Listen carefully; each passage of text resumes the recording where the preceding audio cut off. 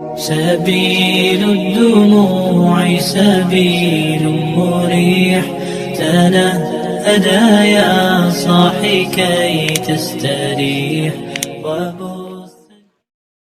بسم الله الرحمن الرحيم الحمد لله رب العالمين والصلاة والسلام على أشرف المرسلين سيدنا ومولانا محمد صلى الله عليه وسلم وعلى آله وصحبه أجمعين. اللهم افتح علينا بفتوح العارفين حكمتك وانصر علينا خزائن رحمتك برحمتك يا أرحم الراحمين. اللهم نور قلوبنا بنور هدايتك كما نورت الأرض بنور شمسك أبدا أبدا. اللهم انفعنا بما علمتنا وعلمنا ما ينفعنا وزدنا علما برحمتك يا أرحم الراحمين. قالوا سبحانك لا علم لنا إلا ما علمتنا إنك أنت العليم الحكيم. رب اشرح لي صدري ويسر لي أمري واحلل عقدة من لساني يفقهوا قولي. ربنا إنك جامع الناس ليوم لا ريب فيه إن الله لا يخلف الميعاد. ربنا افتح بيننا وبين قومنا بالحق وأنت خير الفاتحين والحمد لله رب العالمين. قال المؤلف في هذا الكتاب رحمه الله تعالى ونفعنا بعلومه آمين. بسم الله الرحمن الرحيم. وأما التي في القبر فالأولى يضيق عليه سؤال منكر ونكير والثانية تشتد عليه ظلمة القبر والثالثة يضيق قبره حتى تنضم أضلاعه. Sadaqallahul Azim. Para jamaah kaum muslimin rahimahumullah. Pertama dan yang paling utama, marilah kita sama-sama panjatkan puja kali puji kehadirat Allah Rabbul Izzati, Zat yang telah memberikan rahmah dan berbagai aneka ragam nikmatnya kepada kita semua, terutama nikmat iman wal Islam serta nikmat sehat panjang umur. Sehingga alhamdulillah dengan nikmat tersebut kita dapat melaksanakan sholat maghrib berjamaah dan dilanjutkan menggugurkan kewajiban kita sebagai umat muslim, yaitu thalibul ilmi. Mudah-mudahan hadirnya kita di tempat ini menjadikan satu wasilah pertama sebab diampuni dosa-dosa kita. Amin ya rabbal alamin. Salawat ma'asalam yang makrunan bita'dim semoga senantiasa Allah curah limpahkan kepada baginda Rasulullah Muhammad sallallahu alaihi wasallam, kepada keluarganya, kepada sahabatnya, termasuk kita semua sebagai umatnya yang senantiasa istiqomah berusaha dan berupaya menjalankan atas segala syariat-syariatnya. Para bapak hadirin kaum muslimin rahimakumullah, kita lanjutkan bab yang minggu kemarin bahwa siksaan untuk orang yang tidak meninggalkan sholat tapi dia hanya merasa gampang, hanya mempermudah dalam ibadah sholatnya, itu Allah akan tibakan 12 perkara. Yang mana 12 perkara itu terbagi akan diberikan oleh Allah di dunia, waktu dia meninggal dunia, di alam kubur, dan di yaumul qiyamah. Yang mana dalam 3 perkara itu di dunia itu Allah akan mencabut, yurfa'ullahul barakata min kasbihi wa rizki, yang mana Allah itu akan mencabut keberkahan daripada pengkasabannya, daripada pekerjaannya. Allah akan cabut keberkahannya. Jadi untuk orang yang tidak sholat, tidak melaksanakan sholat 5 waktu, di dunianya Allah akan cabut keberkahan daripada kasabnya di alam dunia. Contoh misalkan ini orang ngojek, Pak, gitu ya. Ini ngojeknya Allah cabut nih keberkahannya. Apa yang terjadi? Ngojek bulan putih petus pantai kau, gitu ya. Nabrakan jelema bae teh kau, nya akeun motor deh. Aduh, motor tadi salamatan berarti. Begitu tak? Allah cabut keberkahannya. Kenapa? Dia melalaikan karena tidak melaksanakan sholat 5 waktu.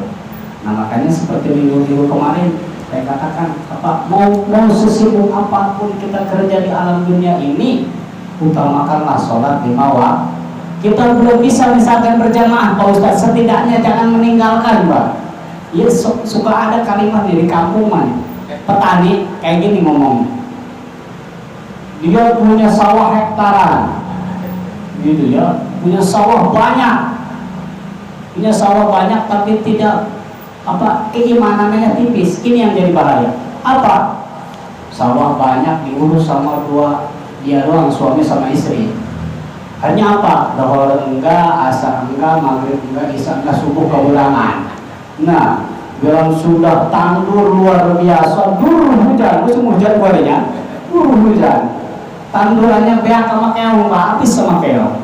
Kalau ngomong dong dia lain ngeragam awak, ya Allah, dosa naon ya abi, dosa tidak sholat, gitu ya. Nah ini juga nih kita, jangan jangan seudon kepada Allah, introspektif ini, buang-buang main kesalahan ini tidak sholat, nah gitu ya. Nah makanya oleh sebab itu dengan nadir, dengan dijadikannya ini baginda Rasul menyampaikan bahwa siksaan untuk di alam dunia untuk orang yang meninggalkan sholat akan dicabut keberkahan di dalam kasabatnya, gitu ya. Nah, warizki, dan tidak hanya itu, rizki kita pun akan dicabut, gitu ya. Yang tadinya sehari dapat 200 sampai 250 ribu, karena dia melalaikan kewajiban sholat, Allah cabut sedikit-sedikit. Gitu ya, yang tadinya dapat 250 ribu jadi 100 ribu, bahkan jadi 50 ribu tadi ya gara-gara putus ban. Nah itu siksaan sama dari Allah, Pak. Nah ini para jamaah kaum muslimin rahimakumullah. Mana lagi wasaniyatu yunza'u nurus shalihin, Allah akan cabut daripada dirinya nurus shalihin, cahaya kesolehan. Makanya kalau Bapak perhatikan orang yang gemar tahajud di tengah malam, kan Allah akan berikan cahaya kesolehan. Allah akan tinggikan derajat dia dibandingkan dengan orang-orang yang lain. Nah tapi untuk orang yang meninggalkan sholat, Allah akan cabut cahaya kesolehannya. Bahkan wa yuqdahu maddudan fi qulubil mu'minin. Tidak hanya itu, Allah akan menyimpan rasa benci. Allah akan menyimpan rasa benci di hati-hati orang mukmin kepada orang yang tidak suka sholat. Jadi dihawaan baik, Pak, orang yang tidak suka sholat. Contoh kayak gini aja, ya gitu ya. Di masyarakat kita ada satu orang tidak pernah ke mushola, gitu ya, tidak pernah ke mushola, tidak pernah bermasyarakat, gitu ya. Itu kan kata pengurus mushola juga, siapa itu? Orang yang juga nggak suka berjamaah, apa ini tolong kita, gitu kan. Disimpan rasa kebencian terhadap dirinya untuk orang yang tidak pernah sholat. Na'udzubillah. Nah makanya meskipun untuk orang yang tidak dimuliakan oleh Allah, tapi dia gemar melaksanakan sholat 5 waktu, bermasyarakatnya, Allah tidak akan cabut kebencian, bahkan Allah akan simpatik memberikan rasa peduli terhadap hatinya orang-orang mukmin. Nah ini dalam bentuk siksaan orang-orang yang melalaikan akan sholat 5 waktu.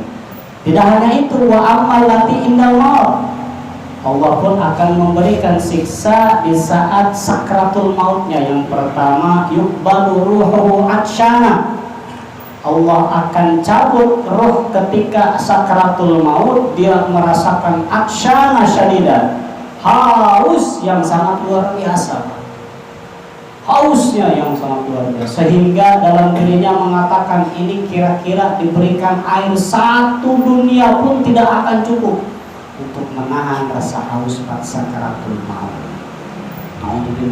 Makanya kemarin dijelaskan sakarat untuk orang yang sakaratul maut, ada yang dimudahkan oleh Allah, ada yang dipersulit oleh Allah Subhanahu wa taala. Mudah-mudahan kita akhir hayatnya mudah, husnul khotimah. Gitu ya. Nah, mana lagi? Wasaniyatu yushtadu alaihi naz'u ruhihi. Nah, dibangetkan, disusahkan ketika sakaratul mautnya yang tadi kita katakan apa, tidak digampang, dipersulit gitu ya, sulit sekali dalam sakaratul mautnya. Terus wasali satu yukhafu alaihi min zawalil iman, na'udzubillah. Yang terakhir, Allah akan memberikan rasa khawatir terhadap dirinya bahwa keimanannya itu ketika ruhnya dicabut, imannya pun akan tercabut. Na'udzubillah. Ini yang paling berbahaya. Kenapa? Kata Sayyidina Ali, tamamun ni'mati al-mautu alal iman. Kenikmatan yang paling besar bukan kita mempunyai harta yang banyak, bukan kita mempunyai deposit di mana-mana, tapi ketika keimanan yang paling sempurna, ketika sakratul maut, meninggal kita di alam dunia ini membawa iman di dalam dada kita. Kalau misalkan kita harta di mana-mana, anak, udah sangat luar biasa, ada yang sarjana lah, katakan. Tapi kita ketika sakratul maut tidak membawa iman di dalam dada kita, itu di akhirat kita tadi masuk dalam golongan minal khosirin, orang yang sangat rugi. Kenapa? Karena keimanan inilah yang akan bisa mengantarkan kita terhadap surganya Allah Subhanahu wa ta'ala. Apa sebabnya? Nanti di akhirat ketika semuanya sudah disidang oleh Allah Subhanahu wa ta'ala, datanglah syafaat baginda Rasul, Pak. Namanya syafaatul uzma. Ini baginda Rasul sesudah bertanya kepada Allah, ya Rabbi, apakah sudah semua ini umat manusia di zaman Nabi Allah Adam sampai umat akhir zaman seluruhnya sudah disidang? Sudah, Muhammad. Coba cek olehmu di neraka, takut masih ada umat-umatmu. Akhirnya kata Rasul didampingi oleh malaikat Malik, malaikat penjaga neraka. Bahkan dalam satu riwayat, saking ganas-ganasnya ini, saking galak-galaknya malaikat Malik, seumur dari mulai diciptakan oleh Allah sampai nanti dia dicabut nyawanya, itu tidak pernah senyum, Pak. Atau orang jaga pabrik ya, malah senyum-senyum tidak pernah senyum. Wah, Masya Allah. Hanya berdua nih sama baginda Rasul. Ini 7 pintu neraka kabeh, semuanya diaul-aul. Ummati, ummati, ummati, mana umatku, mana umatku. Dicarilah orang yang benar, udah kerantas kalian gitu ya. Ya Allah, itu dicari, Pak. Itu yang namanya syafaatul uzma. Nanti ditanya oleh Rasul, kok lu ada di neraka ini? Iya Rasul, gitu ya kumaha ya, sok sahadat, pernikahan doang sini sana. Oh Allah, sok sholat, sholat Idul Fitri doang sini, Idul Adha. Allah, sok ngaji, pelok gitu. Nggak suka ngaji Rasul, tapi iman ke Rasul, iman ke Allah, iman Rasul, iman kepada Rasulullah, iman Rasul, diangkat oleh tangan Rasul. Meskipun mempunyai keimanan istilahnya seujung padi, sekecil padi apapun, dicabut oleh Allah, diangkat oleh syafaat Rasul, dimasukkan ke dalam surga. Bagaimana orang yang tidak mempunyai iman, disatukannya oleh kaum kafirin, itu yang tidak akan dicari oleh baginda Rasul Muhammad SAW. Na'udzubillahi min dzalik. Nah, inilah Allah akan takutkan dirinya bahwa dia tidak akan membawa iman nanti di akhir hayatnya. Wa ammal lati fil qabri, dan adapun yang 3 perkara Allah akan berikan di dalam alam kuburnya. Mana? Fal ula yudayyiku ala su'ali munkarin wa nakirin. Yang pertama, dia akan merasa yudayyiku dan rupakaken alaihi ngatasi si wong. Dia akan dipersulit, akan dipersulit pertanyaannya oleh malaikat munkar wa nakir. Jadi ketika orang yang sudah meninggal dunia sudah dikuburkan, itu langkah kaki 3 bahkan wakilah 7 nikahan orang yang mengantarkan ke alam kubur, barulah itu atas izin Allah orang tersebut dihidupkan kembali. Bukan dihidupkan nyawa Pak, jadi dihidupkan secara batiniah. Datanglah di situ malaikat mungkar nakir menanyakan man rabbuka wa ma imamuka wa ma kiblatuka dan seterusnya. Itu kalau misalkan untuk orang yang selamat pertanyaannya pun akan lembut Pak. Seperti kita ditanya Pak, gitu ya, ditanya oleh orang baik Pak, kita juga ditanya kan enak Pak ya. Bagaimana kalau ditanya oleh orang yang serem Pak, suara tinggi, diketak ya. Makanya ini mungkar nakir kan untuk orang yang yudayyiku, itu pertanyaan itu kalbar kil khotib seperti kilat Pak. Wah Allah, jelek-jelek mana buka, ini boro-boro bisa ngejauh banyak orang yang getak mungkin atau ngerasa takut gitu ya. Nanti untuk orang yang meninggalkan sholat 5 waktu itu akan ditanya oleh malaikat mungkar nakir seperti pertanyaan-pertanyaan orang yang kesel, yang tidak suka terhadap kita. Alhamdulillah. Nah, mana lagi? Wasaniyatu tushdadu alaihi dhulmatul qabri. Yang kedua, Allah akan tibakan di dalam kuburnya itu dhulmatul qabri, gelap yang sangat luar biasa di alam kubur. Makanya nanti di alam kubur itu kan yang menemani itu bukan harta kita Pak. Apa? 3 perkara gitu ya, itu yang akan menemani kita. Mana? Yang pertama yaitu ilmu nafi', ilmu yang bermanfaat. Apa ilmu yang bermanfaat? Misalkan kita punya sedikit ilmu diamalkan oleh kita. Misalkan kita punya qul huwallahu ahad, dulu diajarkan oleh guru kita, dikasih tahu nih ke anak kita, ini tolong ini baca yuk sama bapak yuk sampai bisa. Itu diamalkan tuh oleh anak kita tuh, dibaca qul huwallahu ahad sampai bisa. Itu yang akan mengalir di dalam di dalam kubur kita. Itu yang bikin terang kuburan kita. Mana lagi? Sedekah jariyatin, sedekah jariyah kita.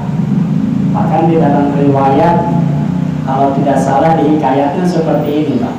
Ada satu aki-aki, kakek-kakek udah tua. Ada salah satu masjid yang mau dibangun. Ini kakek-kakek ngedengar ceramahan kiai harus mau sedekah jariyah, sebab itu yang akan menerangkan alam kubur kita, menjadi saksi nanti di hari kiamat. Ini aki-aki ini merasa pengen banget, sudah dikasih taufik hidayah oleh Allah. Akhirnya datanglah ke DKM masjid, Pak ini masjid mau dibangun ya. Saya mau nyumbang. Kakek mau nyumbang apa? Saya mau nyumbang 1 paku. 1 paku Pak. Dia tidak punya rasa malu. Dia yakin akan jadinya kalau 1 paku ini pun bisa menyelamatkan dia. Oh, diterima oleh DKM masjid tersebut. Tapi kakek itu nunggu di situ Pak. Kok masih di sini? Saya tidak akan pergi sebelum saya melihat apa yang saya sedekahkan ditempelkan ini untuk masjid. Ditempelkan Pak. Oh ya udah nanti dulu dimanfaatkan aja ini manfaatnya apa nih? Ditungguin sama kakek itu Pak. Sampai pada satu waktu itu paku Pak ditempatkan di kamar mandi, tempat apalagi peci diselapkan lah. Nih kayak katanya mau disempatkan di kamar mandi nih untuk orang yang kalau mau nunggu pecinya kan dibuka diselapin di situ. Ya udah nggak apa-apa yang penting buat masjid. Ditempatnya tek akhirnya kakek-kakek itu pergi. Alhamdulillah ini meninggal lah kakek-kakek itu. Bermimpilah ahli kaum di situ melihat kakek-kakek tersebut, merasa senang. Kuburannya terang dan ditanya, kakek apa yang malaikat, apa yang Allah lakukan kepadamu? Allah terangkan kuburanku, bahkan Allah menempatkannya di sisi orang-orang yang bersedekah. Kenapa? Ketika saya mau menyumbang hanya 1 paku nih, tidak sedikit orang yang ketika mau wudhu kan dibuka dulu pecinya, diserapin ke paku itu milik si kakek. Dan juga tidak sedikit orang yang mau sholat kan kadang-kadang celananya dibuka, diserapin di situ, itu manfaat juga. Nah itu yang jadi sodakotin jariyatin, itu yang hanya satu paku. Apalagi orang yang sodakoh 2.000, 3.000, 10.000, wah luar biasa itu mah. Mudah-mudahan dibalas oleh Allah balasan yang berlipat ganda, gitu ya. Nah inilah Allah akan dzulmatul qabri, Allah akan gelapkan alam kuburnya untuk orang yang tidak pernah melaksanakan sholat 5 waktu. Na'udzubillah. Dan yang terakhir wasalisatu yudayiku qabrihi hatta tandomu islahihi. Yang ketiga siksaan di alam kubur, Allah akan rapatkan, yudayiku, Allah akan susah payahkan dia ketika di alam kubur hatta tandomu, malah pasiksa islahihi, Allah apa iga merpengesi uang. Jadi ketika di alam kubur Allah akan bencet Pak, bencet jenazahnya itu orang, gitu ya. Emang ada orang yang tidak digencet oleh Allah Subhanahu Wa Taala Pak? Bahkan sekelas sahabat pun, ketika Siti Fatimah Az-Zahra meninggal dunia, ada satu sahabat yang mengiring ke makamnya Siti Fatimah Az-Zahra, mendengar dibukakan hijab oleh Allah, namanya Abu Dar Al-Ghifari. Ketika ingin dimakamkan, sebelum dimakamkan, ini Abu Dar, kalau kata kita mah ceramah kepada tanah, bukan pada orang lain. Wahai tanah, kalau kata bahasa kita, kamu harus menghormati ini jenazah. Ini jenazah yaitu anaknya baginda Rasulullah Shallallahu Alaihi Wasallam, istrinya Sayyidina Ali radhiyallahu an karramallahu, bahkan anaknya Hasan wa Husain, cucu yang dicintai oleh baginda Rasul. Makanya engkau tanah harus memuliakan terhadap ini jenazah. Dijawab oleh tanah, Pak, wahai sahabat, saya tidak pandang bulu, mau anak Nabi, mau cucu Nabi, mau anak presiden, mau anak DKM, mau anak RT masih mungkin. Lalu tidak ibadah terhadap Allah, ini digencet sama Quran, digencet sama Allah. Nah makanya di sini ada yang dilapangkan kuburnya oleh Allah, ada yang digencet sangat luar biasa, dari atas ke bawah disatukan, ya kiri ke kanan disatukan, sampai sisa cuma tulang-tulangnya doang, Pak. Na'udzubillah min dzalik. Nah makanya Allah lebih bertegas di dalam Al-Quran untuk orang yang ahli kubur, untuk orang yang ahli maksiat. Itu orang di ahli kubur pun sampai berbicara seperti ini, ya Rabbi la tulhikum amwalukum wala auladukum an dzikrillah wa may yaf'al dzalika fa ulaika humul khasirun laula akhartani ila ajalin qarib, kata ahli kubur.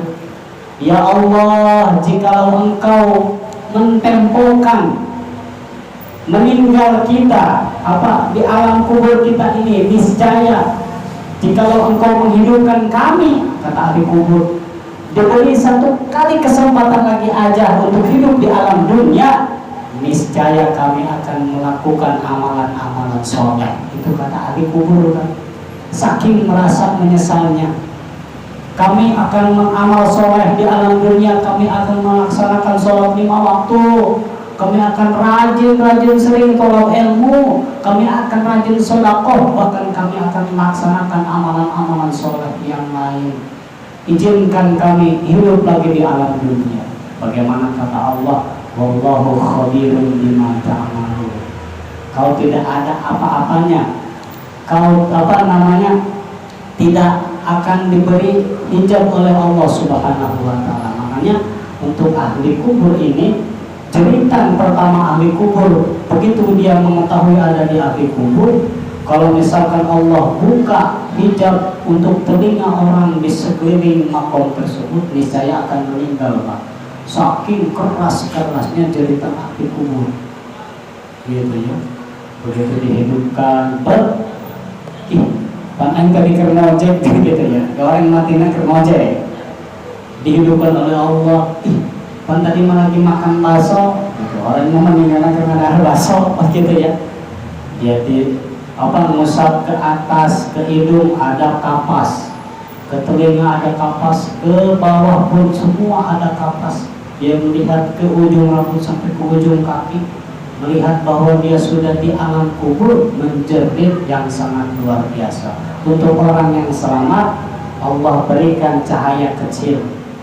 Itu cahaya kecil yang menuntun dan bisa berbicara terhadapnya. Siapa itu? Amalan dia waktu di alam kubur. Wahai fulan bi fulan, engkau jangan risih dan engkau jangan bersedih. Nanti akan datang kedua malaikat, dan amalan-amalan waktu di alam dunia dialah yang akan menemanimu ila yaumil qiyamah.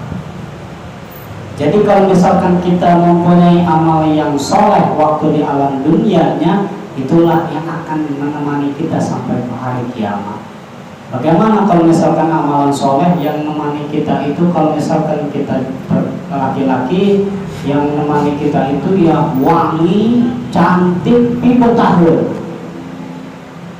Sampai kan kita bertanya, Pak, wahai makhluk siapa kan lo? Aku ini adalah amalanmu waktu di alam dunia.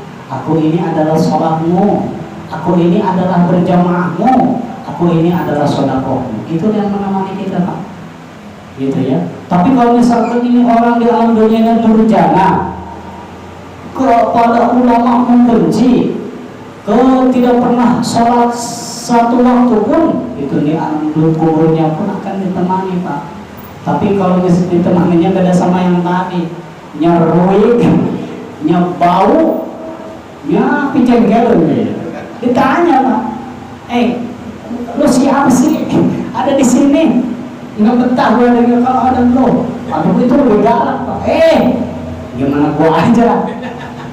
Ini gue ditugasin oleh Allah untuk nemenin lo sampai ke hari kiamat. Ini gue amalan ente waktu dalam dunia. Ya Allah.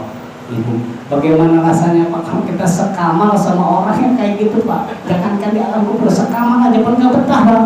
Apalagi nanti di alam kubur. Makanya dalam satu riwayat, untuk orang yang selamat di alam kubur, dia tidak akan merasakan siksa di alam kubur. Bahkan ketika di hari kiamat, ketika dibangunkan ini ahli kubur yang amalannya soleh, dia akan bertanya, mahadal yaum, ini hari ini apa kok udah dibangunkan? Dia perasaan dia hanya seperdetik, bahkan sepermenit waktu di alam kubur. Tapi untuk orang yang mendapatkan siksa di alam kubur, 1 jam itu akan kerasa 1 tahun di alam dunia. Saking lama-lamanya. Naudzubillah, sunnah naudzubillah. Nah, makanya di sini ada tarhus syarat, kemurahan syarat. Apa ngirimin doa ke ahli kubur itu sama apa manfaat? Apa nyampe ke ahli kubur yang kita tuju? Apalagi kita sebagai anak pribadi. Misalkan kita ngirim doa ke orang tua kita, itu tidak usah Allahumma ja'alhu hausin sawaba ma qara'nahu qira'atina, misalkan khususan abi, tidak usah. Soalnya kita min jumlatil amalul walad amalul walid. Setengahnya daripada pekerjaan anak itu pekerjaan orang tua. Kenapa? Kita dulu dilahirkan di rahimnya ibu kita. Dilahirkannya sebab oleh bapak kita. Jadi tidak usah terkecuali terhadap orang lain, terkecuali kepada misalkan bapak sambung kita, itu harus. Bagaimana Ustaz? Emang nyampe? Yakin? Misalkan setiap malam Jumat dikhususkan, kan itu dalam satu riwayat malam Jumat itu ada yang kumpul, ada yang senang, ada yang sedih, ada yang ngelamun. Mana untuk orang yang senang? Ini tiap malam Jumat ahli-ahlinya mengirim doa, Pak. Ahli-ahlinya, anak-anaknya, cucu-cucunya, cucu mantunya, ahli-ahlinya mengirim doa. Dia merasa senang. Ada lagi orang yang merasa sedih. Kenapa? Dia perebutan doa, Pak. Itu kan kata Kiai, khususan ala ahli kubur, mukminin mukminat, muslimin muslimat. Itu ketika itu gaul, Pak. Ahli-ahli kubur itu gaul. Ada yang kebagi namanya juga gaul ya. Bodoh ada Ada yang kebagian, ada yang enggak, gitu ya. Sampai dia iri seperti orang yang senang. Oh, ente mah senang ya. Ini dia keluarganya pada ngirimin doa. Ini kita mah harus ketika baru kiai ngomong mukminin harus berebut sama yang lain. Nanti kalau kebagian, kalau enggak, ada lagi yang sedih. Apa? Keluarganya nggak ingat, nggak sama sekali. Warisan mah penuh, tapi tidak pernah mendoakan orang tuanya. Nak, makanya untuk orang yang sudah mendoakan ibu bapaknya itu seperti orang yang mendapatkan kupon di lurah. Itu kata lurah, dapat kupon ini nanti ke desa, ini di desa tukarkan kupon ini dapat beras, telur, minyak dan lain sebagainya sembako. Itu pasti kita senang, Pak. Gitu ya, dapat kupon. Tapi untuk orang yang tidak dapat kupon gimana coba? Bagaimana malah ke RT.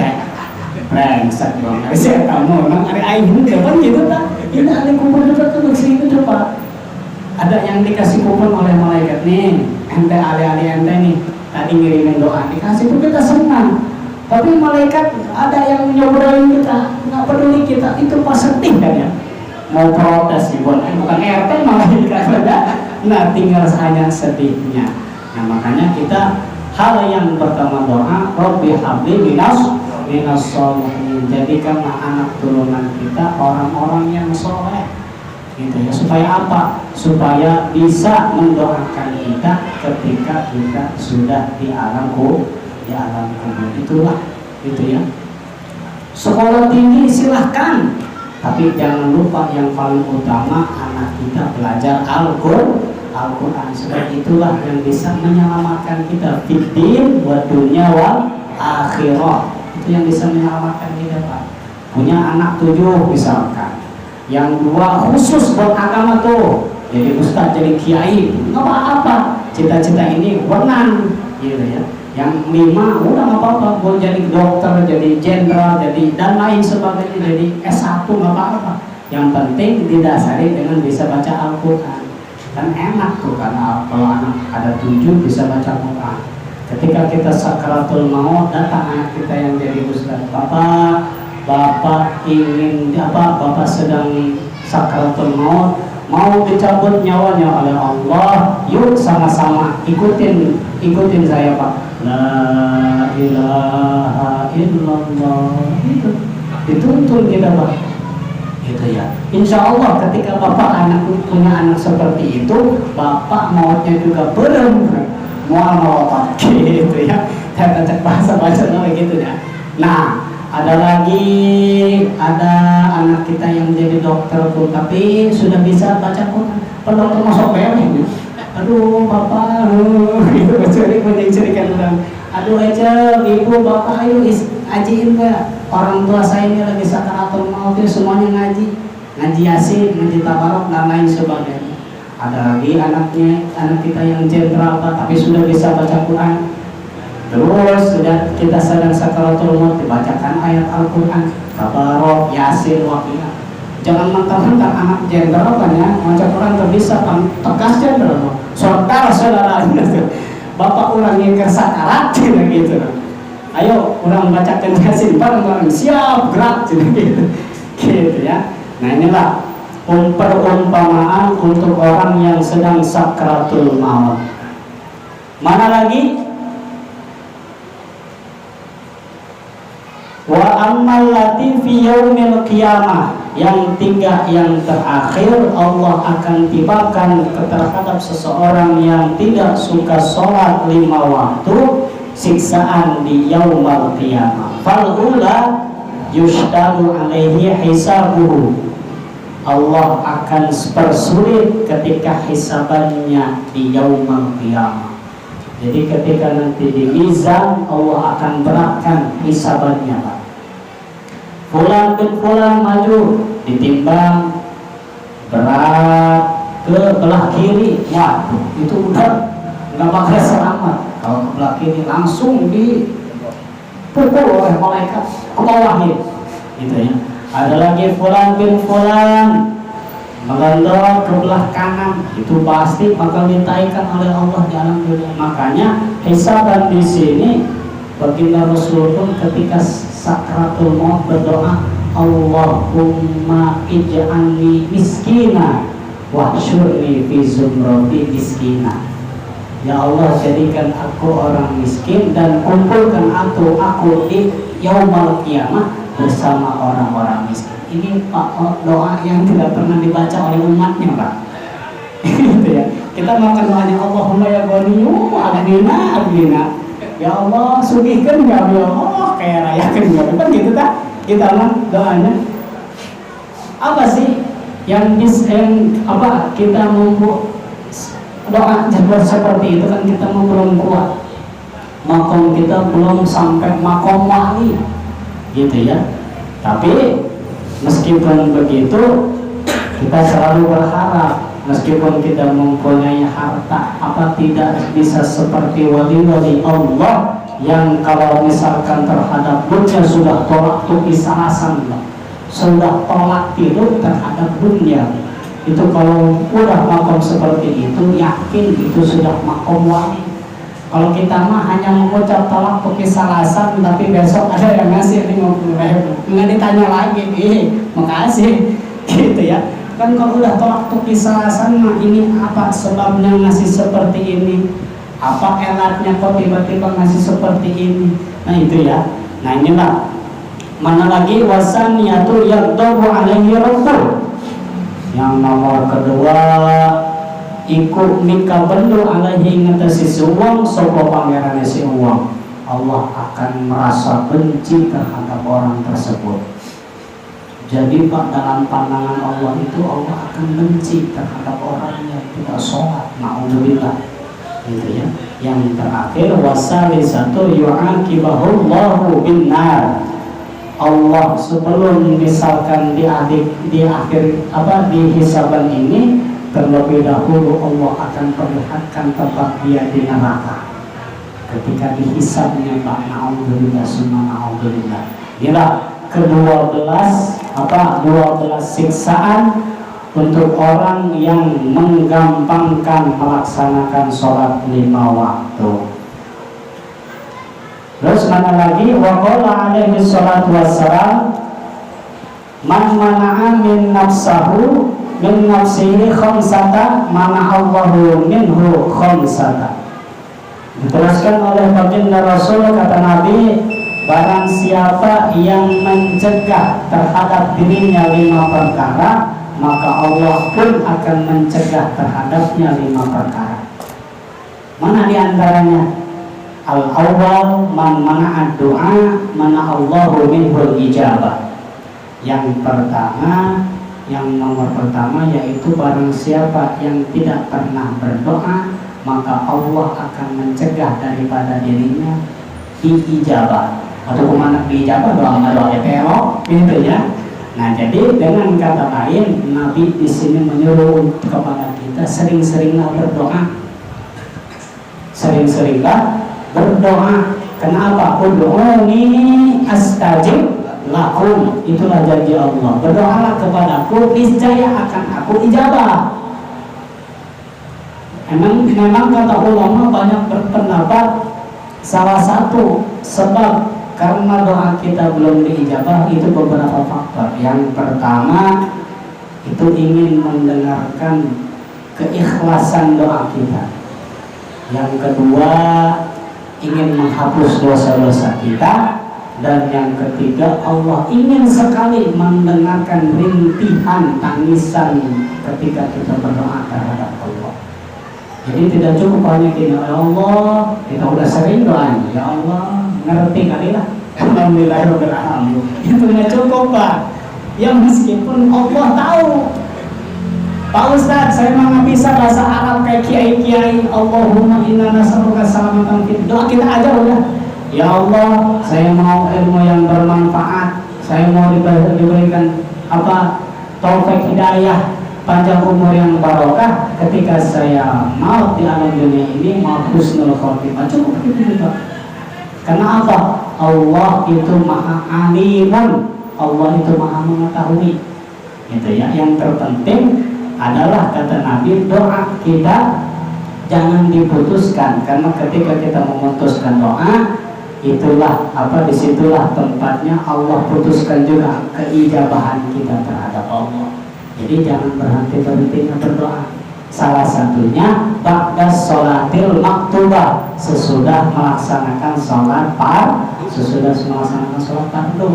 gitu ya. Sudah melaksanakan sholat fardu, jangan kosongkan Pak, langsung sesudah wiridan doa kita kepada Allah. Doa apa saja, fid-din wa dunya wal akhirah, baik dengan agama kita, dunia kita dan akhirat kita, apapun itu, asal kebaikan dalam diri kita, gitu ya. Jangan ini habis sholat wa ilaikal masir, wajah Allah kita nggak doa. Nah ini nih yang dikatakan oleh Nabi, sulit diijabah, gitu ya. Ayo nggak doa, jangan dinulain banyak gitu, awas di kuburan mereka doa. Ya Allah. Nah inilah, jadi mana Allahu minhul ijabah. Yang kedua, wasani mana Allahu sadaqah, mana Allahu minhul afiyah. Yang kedua, ketika itu orang mencegah daripada sedekah jariah, Allah pun akan mencegah daripada dirinya keselamatan. Jadi tidak secara langsung ketika kita sedekah jariah, Allah memberikan jaminan keselamatan di dalam diri kita. Entah itu kesehatan, entah itu keselamatan di azali kita, harusnya sesudah sholat berjamaah kita ditakdirkan ditabrak sampai meninggal karena tadi kita sedekah jariah 2.000 rupiah, dihapus Pak, dipanjangkan umur kita oleh Allah, diberkati sedekah kita. Nah inilah, jadi untuk orang yang tidak mencegah sedekah, maka Allah pun akan mencegah keselamatan di dalam dirinya. Terus yang nomor ketiga, wasal bisu mana'allahu zakat mana'aminhu hifdal mal. Nomor ketiga, orang yang mencegah zakat, baik itu zakat wajib maupun zakat sunnah, itu mana Allah pun akan mencegah daripada dirinya meraksa hartanya, gitu ya. Nah, makanya zakat wajib kita laksanakan ketika kita memenuhinya. Yang keempat, warabi'u mana'allahul ashra mana'allahul barakata min kasbihi. Yang seterusnya, ketika kita mencegah persepuluh, artinya kita mencegah sama daripada tadi sedekah 1/10 kita, Allah pun akan mencegah keberkahan di dalam harta kita. Contoh 1/10 itu kita mempunyai harta 1 juta, itu kan tidak punya, bukan milik kita semua, ada hak orang lain. Berapa? 1/10, 10%, 25.000 itu milik orang lain Mbak. Harta kotor, jangan dimakan oleh kita semua. Khawatirnya ketika dimakan oleh kita semua, Allah tarik keberkahan di dalam uang kita itu. Allah tanamkan penyakit, Allah tanamkan keresahan di dalam diri kita. Itu salah satu penyakit.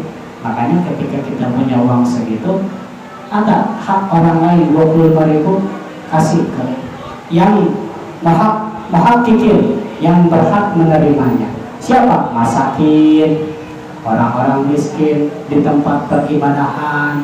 Silahkan kemanapun, gitu ya, ke tempat-tempat, ke orang-orang yang sedang tolak ilmu, ke terhadap santri, atau ke orang-orang yang mengajarkan ilmu, kepada kiai, kepada ustadz. Oh ustadz, saya mau sedekah 1/10 terhadap guru saya. Umpamanya guru saya tapinya ini kaya, ini termasuk kategori nggak? Termasuk. Meskipun gurunya itu mohon misalkan ada yang punya mobil 4 misalkan, itu jadi aja Pak. Sebab apa? Itu termasuk muhakkikin, gitu ya.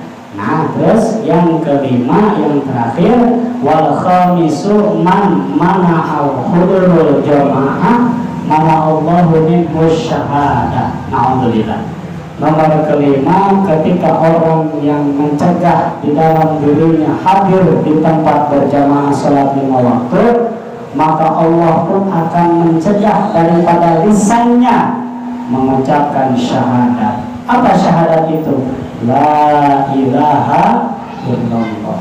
Jadi dengan kata lain, untuk orang yang tidak pernah sama sekali berjamaah di dalam di kehidupannya, nanti di akhir hayat ini lisannya Allah kunci, tidak bisa mengucapkan syahadat sama sekali. Na'udzubillah summa na'udzubillah. Maka mudah-mudahan kita semua diberikan taufik hidayah oleh Allah, diberikan ilmu yang bermanfaat. Allah jadikan di akhir hayat kita dijadikan husnul khatimah bi barakati ummil kitab al-Fatihah.